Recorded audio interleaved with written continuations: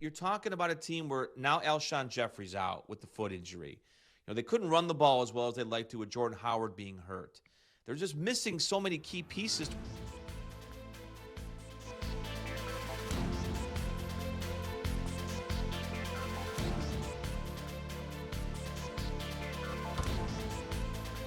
This is our special show music, Coos, right here. We just ran upstairs. You stayed a little later. We got the gang back together. And, wow.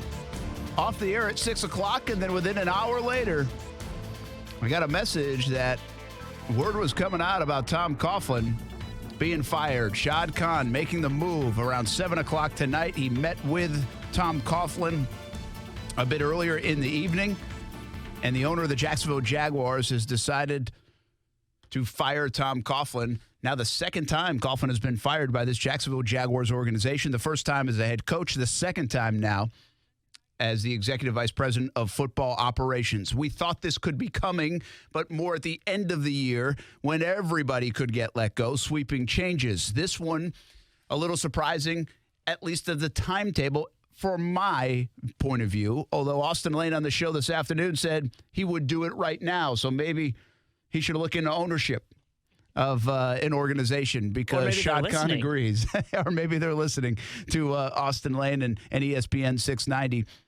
Brent Martineau here. You are allowed to jump in and comment if you would like. 904-362-9901. Star 690 is another way to get in. And quite frankly, just wanted to run up here and give you a voice. And if you wanted to talk about it and discuss it, just did a Facebook Live down on Action News Jax. And this is a big story we broke in on CBS 47 and Fox 30. Tom Coughlin, we'll talk about his legacy. We'll talk about where this all went wrong. We'll talk about what now and why right now by Shad Khan as he issued a statement earlier today when he got when everybody got the news. And the statement, if I can find it, as I have a lot of emails now, read a little bit something like this. Within the past hour, I informed Tom Coughlin that he's being relieved of his duties as Executive VP of Football Operations, effective this evening. I determined earlier this fall that making this move at the conclusion of the 2019 season would be in everyone's best interest, but in recent days, I reconsidered and decided to make this change immediately. I thank Tom for his efforts not only over the past 3 years, but for all he did from our very first season, 25 years ago, to put the Jaguars on the map. GM Dave Caldwell, head coach Doug Marrone will each report directly to me on an interim basis. My expectations and those of our fans for our final 2 games in the 2020 season are high. I think there's a lot to unwrap in the statement from Shad Khan. This will be the only words he says, at least for now. My prediction is until the end of the season when he has another statement like this, most likely about Dave Caldwell and Tom Coughlin. But let me go back a little bit on this statement. I determined earlier this fall that making this move at the conclusion of the 2019 season would be in everyone's best interests. That, to me, raises an interesting point. Does that mean Shad Khan decided some 6 weeks ago, let's just put that timetable out there, that Doug Marrone, Dave Caldwell, and Tom Coughlin were all going to be gone at the end of the year, and he was just going to ride this out? I've told you many times before, I don't think Shad Khan, his philosophy, I believe, is to not fire people in the middle of the season, and a lot of owners share that. And then, of course, they had Gus Bradley with 2 games to go, and they wanted to get a jump on the next head coach. That was the reasoning, and now this happens today. But my point is, did he make the decision on everybody? Or does that statement have something to do with the Jalen Ramsey situation? And once that Jalen Ramsey situation occurred, he had made his mind up that this wasn't going to work. And I will go back to things I've said on this topic multiple times when the Ramsey situation was happening and even today on the show. I believe Shad Khan hires his folks, whether it's the business world or this football organization, to do their job, and he doesn't jump in on it. He hired Tom Coughlin to take care of the football things in this organization. And when he had to get involved in the Jalen Ramsey situation, that was a black mark against Tom Coughlin, in my view, because he does not want to get involved in those situations. But it escalated to the point where he needed to. And Tom Coughlin was not talking at that time about the Ramsey situation. So my belief there is that was the beginning of the end for Tom Coughlin.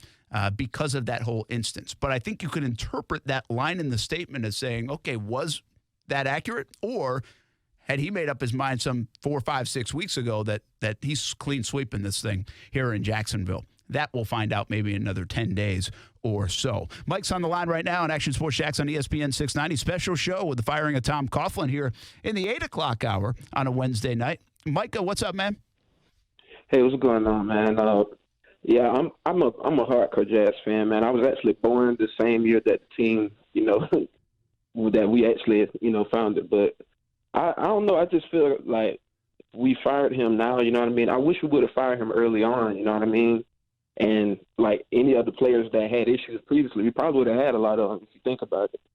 But I'm glad he's gone now. It's just like, I don't know. It felt like we was never going to fire him previously, but the stuff that came out about the fines and stuff like that, that's kind of crazy too, right? Like the grievances and stuff. Absolutely, and that's and we'll get to that part. But that is why Tom Coughlin is out tonight. I think he could have been out on Sunday, but that's why he's out tonight. I'm sorry, a couple of Sundays from now when the season ends. But because this embarrassed Shad Khan and the organization, this whole thing over the last couple of years. Mike, if you're still on the line, it sounds like you're 25 years old. There's a younger side of the fan base that is fist pumping tonight that Tom Coughlin is out. I believe they don't revere Tom Coughlin like so many others because maybe let's just say folks that are my age in their 40s and they were around when the Jags first got here. Well, Tom Coughlin won a lot of football games, did a lot of great things. In fact, some of the best moments that this organization has ever had, Tom Coughlin's been involved in. So what is your view of Coughlin in terms of a legacy given the last couple of years, but also acknowledging what he did way back when you were kind of just born? Yeah, don't get me wrong. Like I definitely know about his history and him, being our coach and everything. I respect the hell out of him. Like actually, when we first got him, you know what I mean, or when we first got him back, I was like, yes, you know what I mean, like bringing that old Jaguar feel back, because he was part of the team originally. And I know, you know what I mean, like the type of coach he is, and he's no nonsense. So I was glad, you know what I mean? And I know his legacy is going to live on, obviously. He was with us when we first even came about. But don't get me wrong, I respect him, you know what I mean? And I'm glad for what he did for us, you know what I mean? He helped. He was a major part of our organization, if you want to be honest about it. But it's just crazy that all that stuff just came out. I would have never thought that you know what I mean? That stuff would have came out, but. Mike, I appreciate the call, man. Thanks for checking in on Action Sports Jax on ESPN 690. You can do the same, *690 904-362-9901. And again, why right now? I think Micah just brought it up. It's embarrassing. This organization right now, I don't like using the word laughing stock because I don't really think that's what people do, necessarily laughing at it. I think it's just right now some people consider it the worst organization in the NFL. On the field, it was that way up until a final quarter in Oakland over the last 6 weeks. But off field now, this says, wow, what is going on inside the walls, inside the building at Jags headquarters? And whether you want to say laughingstock, embarrassment, the worst franchise in the league right now, I think there are talks of that outside the building and outside of Jacksonville. Talked to a lot of folks in the last couple of days, and those words were mentioned on several times, folks outside of the city of Jacksonville. So that's the perception right now of this franchise. And if you own that franchise and that's the perception, you do something about it or you try to do something about it and you're embarrassed by it. And I think Shad Khan certainly is that. And that's why Tom Coughlin has been relieved of his duties, even though he might have only had a couple more weeks anyway as the Jaguars executive vice president of football operations. We had a question on the stream asking if you think Tom will find another position in the NFL or this is it. Well, that's a great question. What is the future for Tom Coughlin? I think this is it. I think it's going to be hard for him. There have been rumblings, and I think even a report from Adam Schefter, but really rumblings here in Jacksonville for months about some family things going on with Tom Coughlin and the Coughlin family. So those details, that's not my business to get into. I'm just saying there are rumblings there. So whatever that might be, maybe some time off will be good for that or at least to attend to some of those things. But I think it's hard to get back in. He's 73 years old. He's not going to be a coach. I think he determined that when he took this job. And he sat out for a year, remember, and was working for the NFL. So now he hasn't been a coach in the league in a couple years, 4 years. And this is obvious that he doesn't relate to today's player. And so I don't see him heavily involved front and center with an organization ever again. I think this is it. I think this is how Tom Coughlin goes out. Is he an advisor of sorts, a consultant of sorts? Does he get some kind of job in the NFL? Maybe he does. I think he is well appreciated in the NFL. I think well respected in the NFL. And he could maybe if he wanted to, but I don't see him in this kind of position because this didn't work.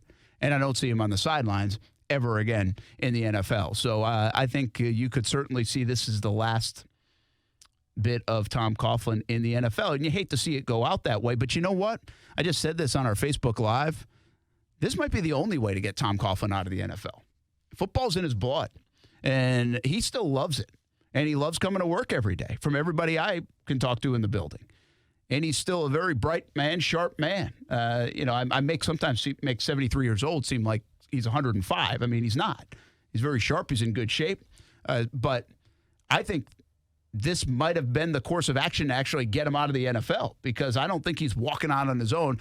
There was some talk from Ian Rappaport today that they had agreed mutually to retire at the end of the season, and I could have seen that. I talked about that since August, that maybe that would happen. But I'm just saying it might be the only way to actually get him out is to fire him in this instance, and this might at least send you off into retirement and force you to look at it that way. Stuart Weber checks in. What's up, man? Thanks for popping up. I'm sorry to interrupt dinner. Yeah, no problem. That's the world we live in, and I think the first thing that comes to my mind is just the idea that it's going to be very important to separate Tom Coughlin, the football guy, from Tom Coughlin, the important person in this community that he will continue to be.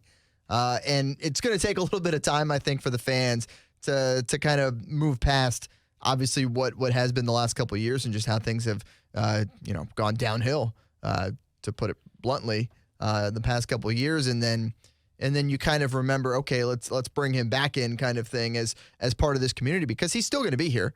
The J Fund's not going anywhere. No. And Tom Coughlin as a whole is not going anywhere. He'll still be very much part of this community. It's just now you got to move past it. And that's going to be the hard thing for Tom is to not want to talk about football. I mean, you saw it after the Giants. He went and got a job with the NFL right away. Yeah. In their front office to kind of be like, okay, I need to stay involved with the sport. I need to keep an input, keep a chance to put my imprint on this. Yeah, I still have much to offer. Still have a lot to offer. And hopefully, like you said, by Shad Khan doing it this way instead of waiting till the end of the year for the retirement idea, then by doing it this way, it's really saying, hey, we're good. You know, you've made a great mark. You won 2 Super Bowls. You started this franchise. You'll never be forgotten for that part of it.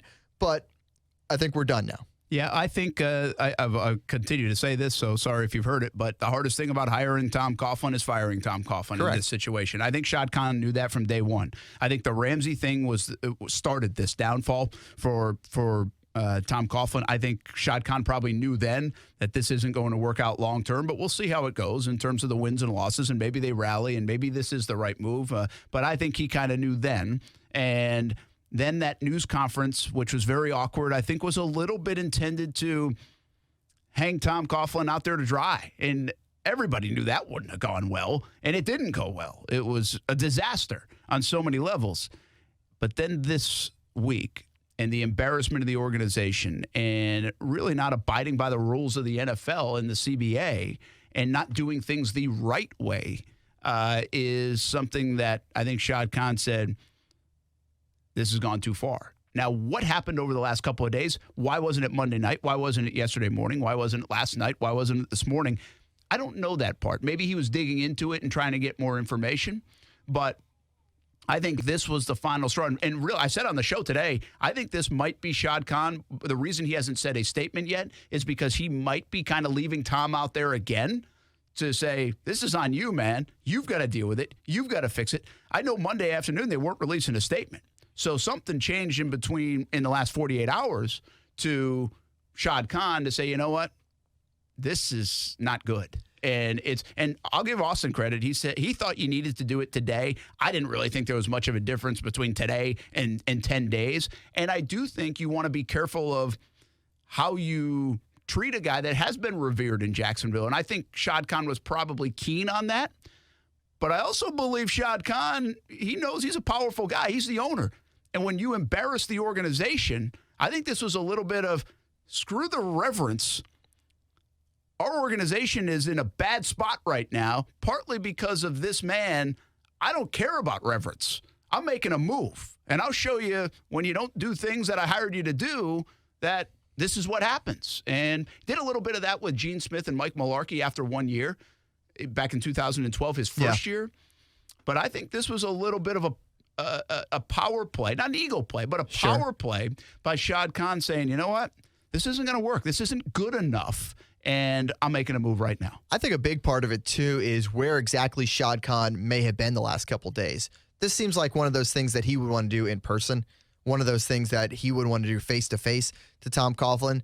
And, you know, depending on the circumstances of where he was, who knows if he wasn't able to get to Jacksonville until later tonight with all the other business dealings and things that he has to deal with throughout life. I know Tony Khan was at the game on Sunday. I don't know if Shad was, and so I'm not sure if, and obviously the NFLPA stuff came after that. Shad usually attends every game. He's usually there, yeah. I know Tony was on the field before the game. I saw him talking with Doug Marrone. I saw him talking with different players and coaches before the game during their warm-ups, which was interesting because I don't usually see that on a week-to-week basis, seeing Tony Khan down on the field interacting with guys in that way.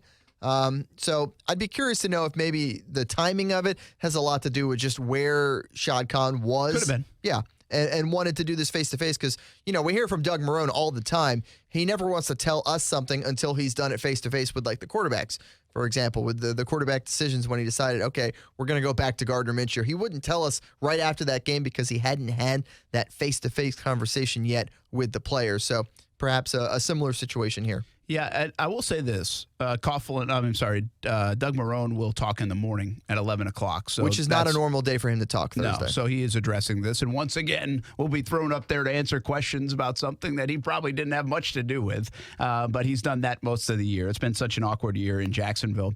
I also don't necessarily think this takes all the blame away from ownership. Sure. I mean, the bottom line is this franchise is not won. And I talked a little bit about this on the show today. I think Shad Khan is an absolute visionary. I think if you think about his businesses and how he's built things, and I believe some of the things they're trying to do here in Jacksonville outside of the football stuff, I think he's a visionary. The people he has hired to do the football things hasn't fulfilled that role as much. And in the NFL and in sports, you have to be ahead of the curve. They feel like they're a little bit behind the curve. And I think Coughlin's a great example of that. Coughlin hasn't adapted to the changing player of the NFL. The Jalen Ramseys, the Odell Beckham Jr.'s, yeah, a little bit, but not enough. They've got a lot of money. They've got more power than they've ever had. They've got a bigger voice with social media than they've ever had, and they're not afraid to use the voice. It's a different animal. This is not 1998. Heck, it's not 2008 anymore when it comes to the NFL player, and you can ask a myriad of people around the NFL, from coaches to executives, and they would echo the same sentiments. Probably not publicly, but they would in private. So it just speaks of ownership in this situation has to find not a shiny toy with a new head coach or GM or whatever. They have to find cutting-edge people, and someone's going to move this forward. The Baltimore Ravens are a great example of what they've done. We've seen it with the Kansas City Chiefs with all the speed they put out on the field. You know, I don't put the Patriots in this category because they just have an unbelievable quarterback and a really good coach. Seattle was on this front a little bit, I think, years ago when they burst onto the scene, whether it was with their uniforms, but also their play and the style of defense and all that stuff. So they need to that visionary look, and I respect Shad Khan for that so much in his business dealings. And as a man, I mean, I think he's incredible on that. Hasn't translated to the Jacksonville Jaguars. It just hasn't. And he has to find the people that will help translate that, and they be ahead of the curve and start winning on a consistent basis, because it feels like the Jags have just been playing catch up. And by the time they catch up or come close to catching up, the next best thing is happening in the NFL. I will say it's an interesting balance that he as an owner has to have between wanting to do what the other owners do to an extent, which is in the NFL, sometimes you'll give a general manager more time. You'll give the head coach not as much time, but you generally will give them more than 1 year, which obviously the Mularkey thing didn't work for that first year. But it's interesting because in his other professional sports team that he owns, the Fulham Football Club, I mean, he's gone through managers like through the turnstile. I mean, it's been 4 or 5, maybe 6 different managers in the 4 or 5 years that he's owned them. But that a lot is dictated by the way the sport works, right? And if you're an owner, you kind of adhere to the way things are done in that sport, at least while you're getting your feet wet and figuring out how you are as an owner. Because obviously Shad Khan doesn't have that experience either in the realm of professional soccer in the Premier League or now the League Championship or with the NFL. So you kind of see how your fellow owners are doing it. You try to figure out your own style. And ideally, Shad Khan is kind of figuring out his style of what kind of owner he wants to be in the NFL, because you can kind of follow the norms for a little bit, but then at some point you got to be like, okay, this is my style. This is the kind of owner I want to be. And it's not only the off-the-field stuff, it's the on-the-field stuff, too, because he's responsible for both halves. By the way, they're trying to play catch-up on the field, but now with this latest grievance stuff with the NFLPA, they'll be playing catch-up off the field because they don't have as much money at their disposal to just pay top dollar to the next folks coming in free agency. It'll be a tougher find, depending on who they find to be their GM and head coach. You have to hope they hit a home run there and that change in itself will be able to say, hey, look, we've changed it. It's not this anymore. You know who it was. That's the one thing. Like, I don't know how much this will linger. I was going to say the same thing. Everybody knows this was Coughlin's MO, So they'll figure. I think the perception will be different at the end of the day than most people think. I don't know how much this will linger, but obviously Shad Khan was embarrassed by this and thought this could linger, so I better do something about it right now. I got to get this association with this man who's not afraid to take the rules to the edge and sometimes break the rules that the CBA has out there and find players a ton of money and have riffs with the players in that locker room, even though he's not even the head coach. I have to get away from this. And the sooner I get away from this, the quicker I can maybe correct it and the perception of that goes away. Again, I thought that might be another 10 or 11 days away. It happened tonight instead. Yeah, and you bring up that great point, and that idea that it's like, okay, how much is this NFLPA thing actually going to linger when you consider the fact that, okay, everybody pretty much thought these moves were coming at some point. Certainly, maybe not tonight at 7 o'clock, right after the news cycle ends, to where you would think, okay, maybe they're going to release a statement right now. You wouldn't think that would happen, but you did think these changes were going to happen at some point. And when that did happen, you're kind of saying to those free agents around the NFL, we will give you this money. We've got different people here. We're fine. We're back to normal. Forget everything the NFLPA just said, because we are back to the franchise that we were, this appealing place. There's no state tax in the state of Florida. Reminder to the players, by the way, there's no state tax in the state of Florida. So the money you earn is going to be staying with you and not going to the state. In case that's a big thing. And really, money talks, man. Money talks. And certainly with an entirely new staff, a new group around, I think they shouldn't have any problems in bringing guys in.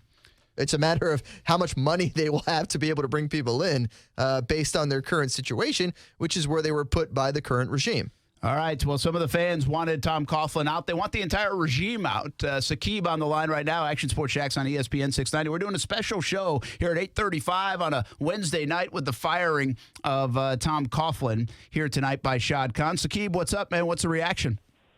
What's up, Brent? I don't know if is Austin with you or no? No, Just by yourself? Stuart Weber's here with us. Austin was training when the news came down. So he's punching things much like many fans and people are around Jags Nation. Let me say this. As a Jags fan, I love Tom Coughlin. The charity, all the stuff that he's doing. I love it, right? He's a legend. His name should be in the stadium, right? But when I heard today that Smoot got fined $25,000 for missing breakfast or lunch when they were in London, that's kind of a little steep, isn't it? Look, the players have to be accountable for what they do. You have to be accountable. I have to be accountable for what I do, right? But this is a little too much, okay?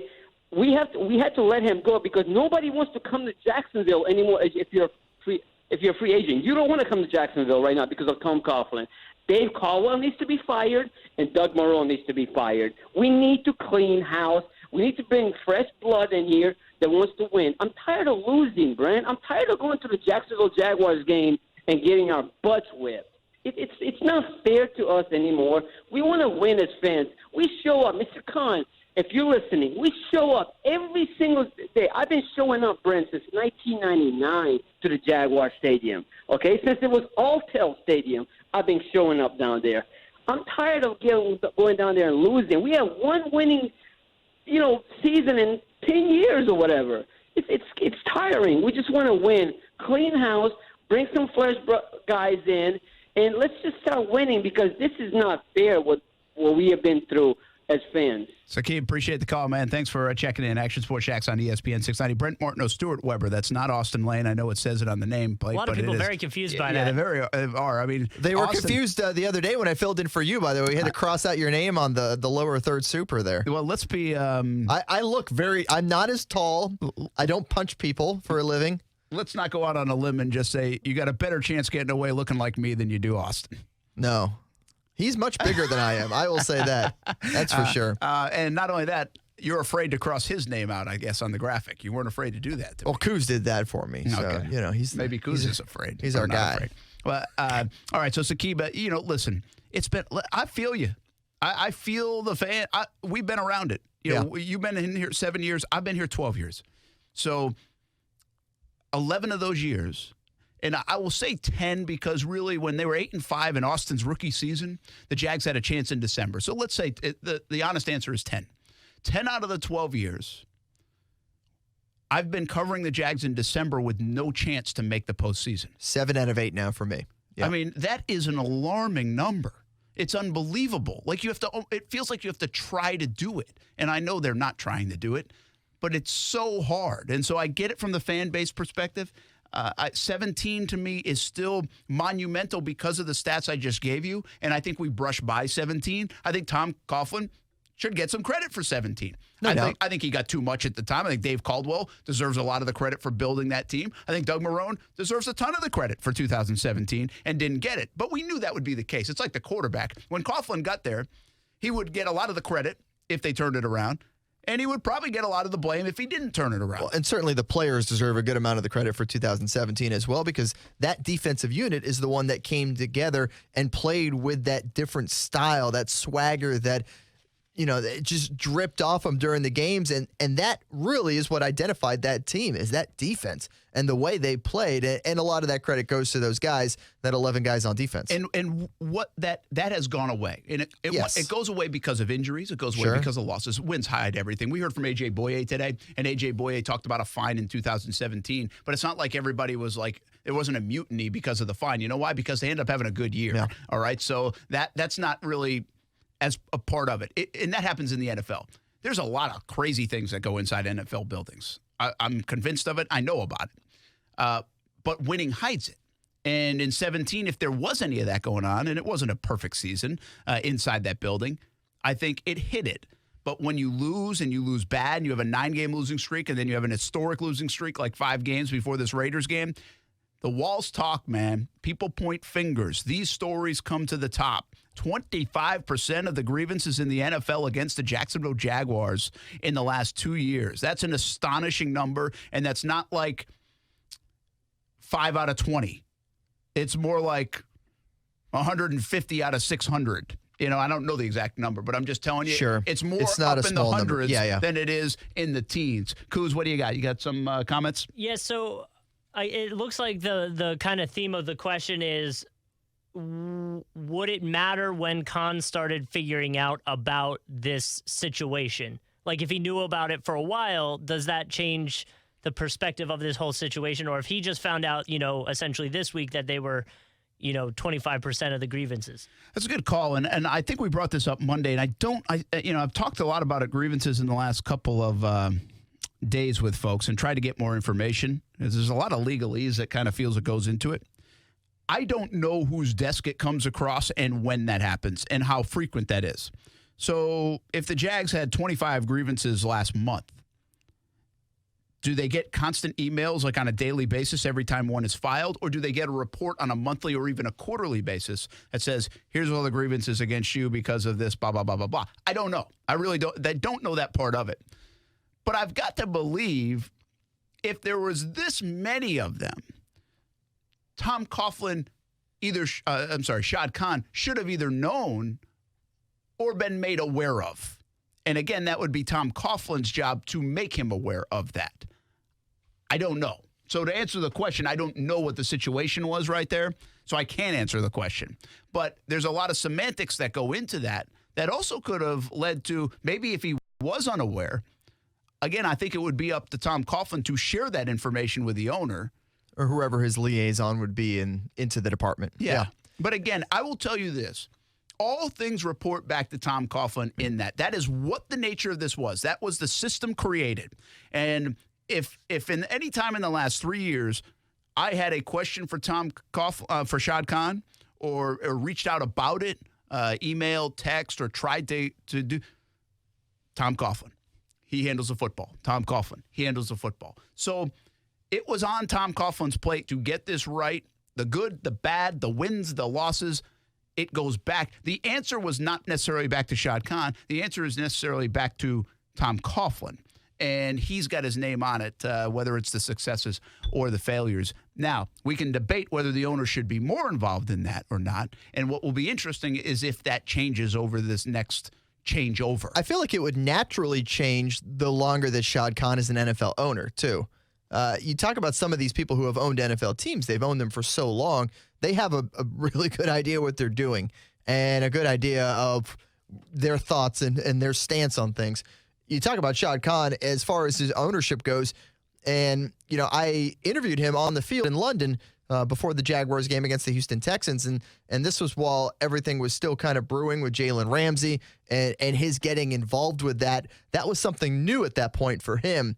And I was kind of asking him just about his maturity as an NFL owner because, quite frankly, that's what's happening is that, players mature as they go further and further into the league. Well, so do owners. I mean, owners have to figure things out for themselves as well and find out how they want to be. And that's kind of the question I was asking him when it was a matter of you're getting involved with this Jalen Ramsey. That's different.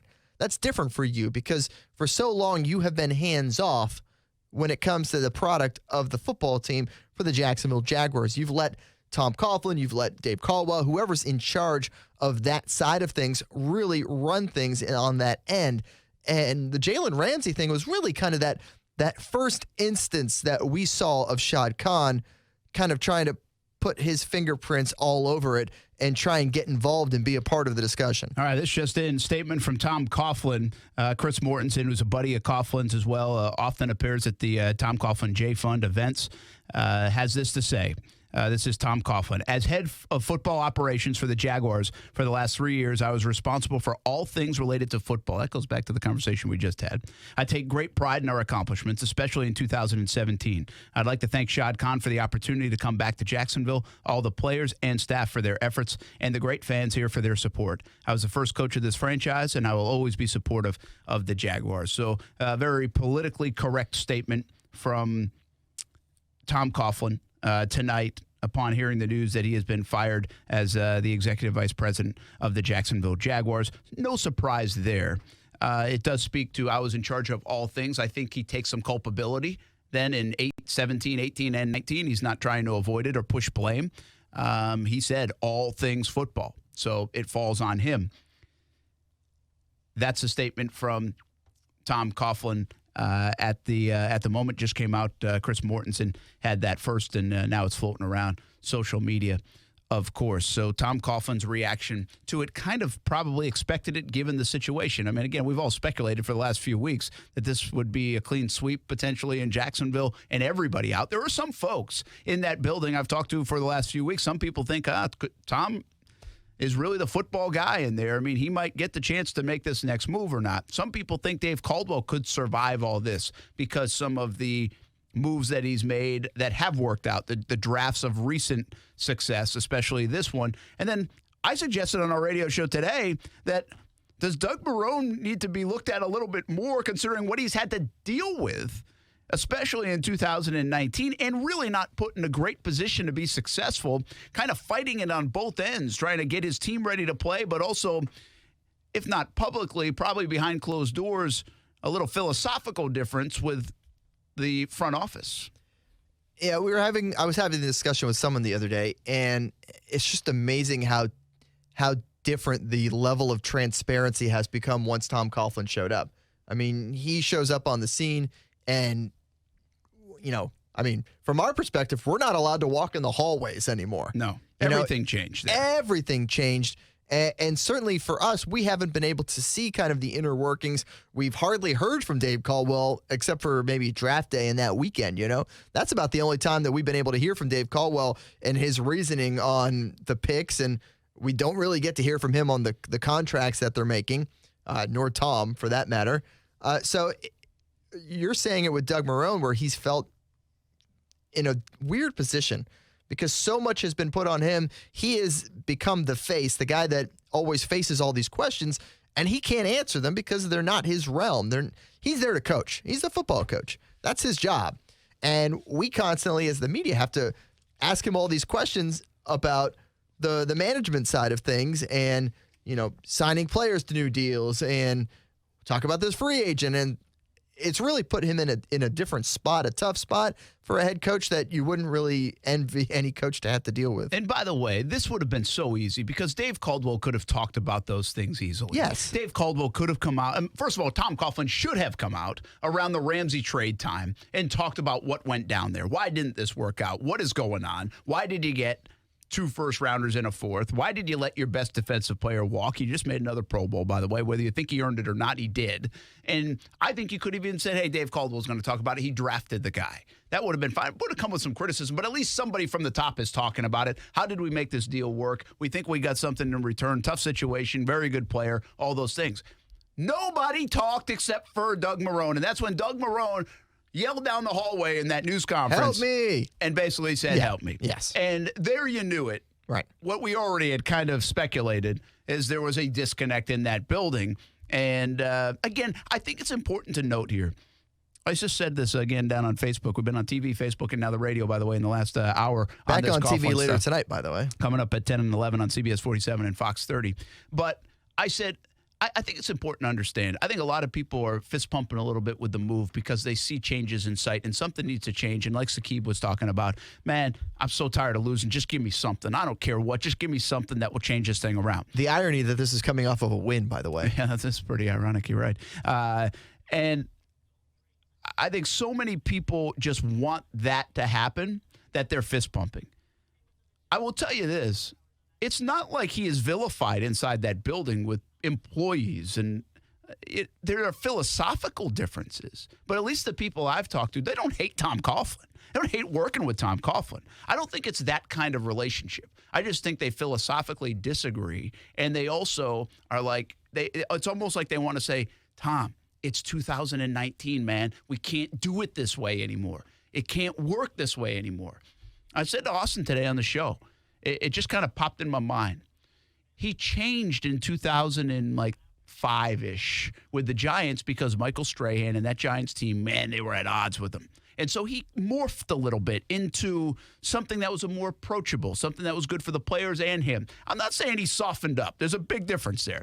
But he did change slightly, and people now tell those stories in a legendary way. They're well written about, and it helped them get 2 Lombardi trophies.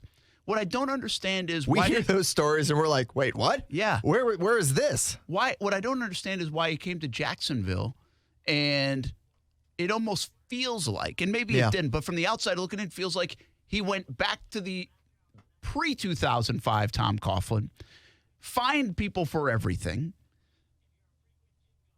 ran such a tight ship. And the other thing that really changed is the players have changed since even he won a Super Bowl with New York. It's a different world than the NFL. I'm trying to tell people that. Again, ask people about it. They will say that. Money's different. Power's different. Voice is different. Jalen Ramsey proved it. And what still bothers me about the whole situation there is it felt like it was Tom Coughlin or Jalen Ramsey. Jalen Ramsey left. Well, guess what? We all knew this could happen too. Tom Coughlin got fired. So now you lost them both. I mean, you just lost one of the best players in France. Again, we can all agree or disagree whether you like Ramsey.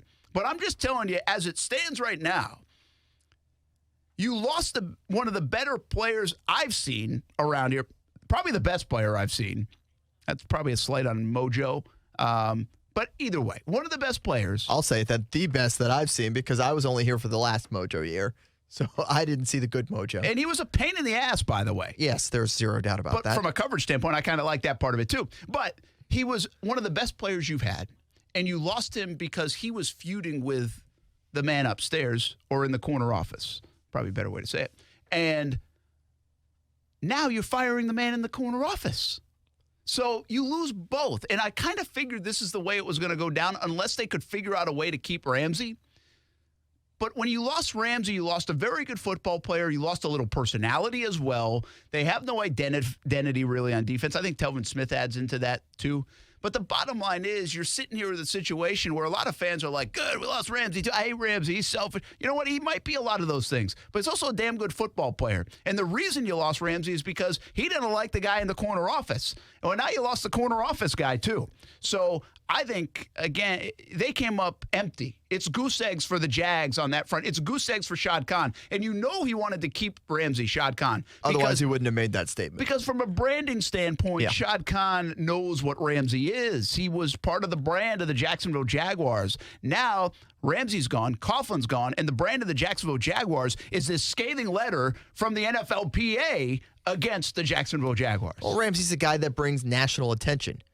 He's a guy that brings those headlines, even if it's because he brought a Brinks truck on his way. And he's a guy that, if he's on your team, I don't know if I want to say you love him, but love what he's doing out there. You're like, oh, that's our guy, trash talking. The second he's off your team, you hate him. Yes. Because that's the kind of player he is. He's that guy. He's that guy, which is perfectly fine. The thing with Shad Khan is that now you lose this guy. You lose this guy in the front office, and so often with head coaches in the NFL, when you're talking about coaches that are successful, you talk about the guys who are able to adapt to the players they have and create the best possible system for those players to go out there and be successful. Well, Tom Coughlin wasn't doing that. Tom Coughlin was going with his way or the highway.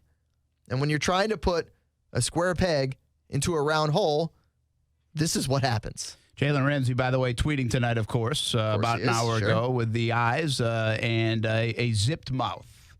So, yeah, listen, Jalen Ramsey's a very immature guy.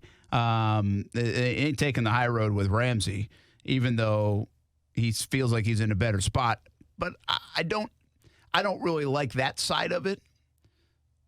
But I'm not so sure he's wrong, at the end of the day. I mean, he brought it to people's attention, and is Jalen Ramsey wrong in this situation? I don't know. It doesn't look like it because the NFLPA kind of said, you know what? These players are right. It's a mess down there in Jacksonville, and you shouldn't even want to go to Jacksonville. So at the end of the day, Tom Coughlin fired. Most people expect Dave Caldwell, Doug Marrone will follow suit in about 10 days. And now the Jaguars try to correct this thing and figure it out. And how do you win? And how do you make it better? And how are you not the laughingstock of the NFL, one of the biggest losers of the decade in the NFL, thanks to the Cleveland Browns for taking that honor? They had a chance to lose that honor this year, but they've kept it. They've decided, you know what? We need to stay the worst of the decade. We'll send them a Christmas card. We will, yes. And the Raiders also helped us out the other day, probably. I don't even know how close that race was, but I'm assuming it's the Raiders, the Jags, and the Browns. The Bills might be in there, and also the Rams could be in there, although the last 2 years say otherwise. But remember, the Bengals making a late push. Bengals could be making a late push. You're right. So, hey, they have to fix this thing. We do hear from Shad Khan in a statement. I don't know. I don't know if we'll hear from Shad Khan, like with microphones and everything, and explain some of this. I believe we might.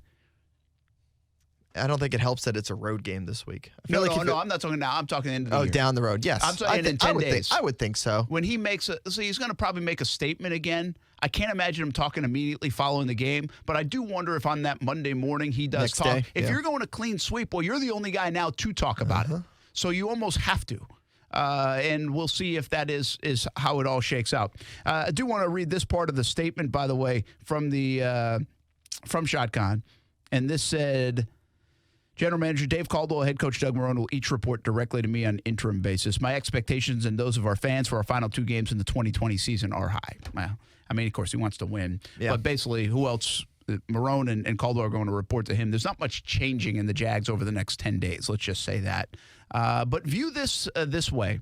This is a huge win for the players in that locker room and the players that have been here. The Ramseys, the Dante Fowlers. It's a big win. There's no other way to say it. Allen Robinson, I know, chimed in on it recently too. And it might be fair to say the hiring of Tom Coughlin actually has set this franchise back a little bit in terms of perception. Again, I don't dismiss 2017. I don't want to dismiss 2017. So I want to be careful with that because 2017 is a very important year in the history of this organization. And Tom Coughlin was a part of it and should get credit for it too, along with others. But now looking back on it, they are in a bad place. And they needed to be in a good place. There was a chance from 17 to 18, 19, you go on a 3-year win streak, and you change the whole dynamic of this franchise, this city, this everything in this town. And here we are again, and it feels a lot like it felt in 2011 before Shad Khan bought the football team, quite frankly. I think about a story we ran in 2018, and the question we had, is it possible that the Jacksonville Jaguars window lasted 14 months or whatever it ended up being? It was 2017 and then 1 month into the year of 2018 when they were 3-1 and looking good. They beat the Patriots. How is it possible that a team's window can be so short? Yeah, you make some bad moves. And I guess the thing we really haven't talked about, and we're going to get rolling here, two things, and we'll talk more about it obviously tomorrow on Action Sports Jacks on ESPN690 and tonight on the TV side, CBS 47 and Fox 30. There's two things. All this stuff with the NFLPA, the most damaging thing that Tom Coughlin signed off on for this organization might be the millions and millions of dollars he gave to these two quarterbacks in Blake Bortles and Nick Foles. And that hit the pocketbook of Shad Khan, by the way, and Tom Coughlin did have to sign off on that. Whether he was the guy trumpeting it or not, doesn't matter. He signed off on that. And so, again, that goes back to the visionary part of this that I was talking about, making more wrong moves, looking ahead at how this is going to work out. And they have backfired in such an enormous way. We're talking some $70 million guaranteed for two quarterbacks, at least as of right now, that have made, I think, around 13 starts. And that's it. Oh. And aren't making any moving forward at this point. It doesn't look it. Right. Doesn't look it right now. One last thought on the Tom Coughlin front before we go, and appreciate Kuz for being here, Stuart for stopping in. Austin was training, or he would have stopped in as well. But the breaking news, we figured let's jump on the air real quick and see if we get some, give you some of our thoughts. And if you wanted to jump in, you certainly could do that too. The legacy of Tom Coughlin. I still believe, and I figure this has all gone wrong in the last 2 years, and I believe that side of it. I think this is the right move to make, whether it was tonight or in a couple of weeks. But I do believe he will be in the pride of the Jaguars someday, and he should be. I believe as a football coach, he should go to Canton, Ohio. 2 Super Bowls beating Bill Belichick. I think that's good enough to get you in, and all the service and the years and the wins and all those other things. I think Tom Coughlin belongs to Canton, Ohio as a head coach. It's hard to hear it right now for Jaguars fans, I'm sure. And I think he belongs in the pride of the Jaguars, absolutely, yes, as soon as he is willing to go. And now I wonder if this creates a little bit of a rift in getting him there sooner than later. We'll see about that. Now, neither of us were here at the first dismissal, but how long did that rift last the first time they let him go? It's a good question. I did one of the final interviews with then-owner Wayne Weaver, and he said it during that interview, and he might have said it some other places too, but I know he said it during our interview, that it's his biggest regret he made as the owner of the Jacksonville Jaguars was letting Tom Coughlin go.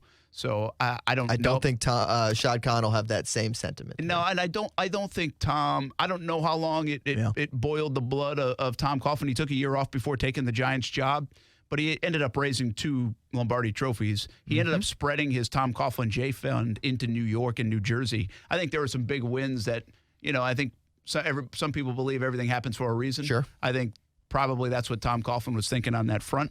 And by the way, that Tom Coughlin J Fund is a huge part of his legacy off the field. So I think his legacy is intact. I think this is a bad way to go out. Unceremonious is probably the best way to describe it. But it happens in this sport. Even some of the best have been fired to go. And I think this was the right move. I think it will sting him, and he'll be looked at a bad light by some in the fan base. for the immediate future. But I think once you get to 3 years, 5 years down the road, and we start talking about legacy and where Tom Coughlin stands, I don't think it really tarnishes his legacy that much. Some will disagree with that. I think this NFLPA letter, maybe it does linger longer than I believe it will. And by the way, if Jalen Ramsey goes to a Pro Bowl every year, is an All Pro every year, and is in Canton, Ohio, which I believe he could be on his way to, that won't help the cause. But I think his legacy is still very much approved at the end of the day when we look at this. Can I throw an applicable Batman quote for you? Sure can, because I would not. You either die a hero or you live long enough to see yourself become the villain. That's a great line. Can we use that tonight on TV? We certainly can if you Can we want. use that for radio tomorrow? Can You want it play- as a drop? I want that as a drop. There's a good chance I forget until tomorrow. No, I want to get the move. Tomorrow we're coming in with that right You there. get, you get Two-Face to say it, yeah, and you're good to go.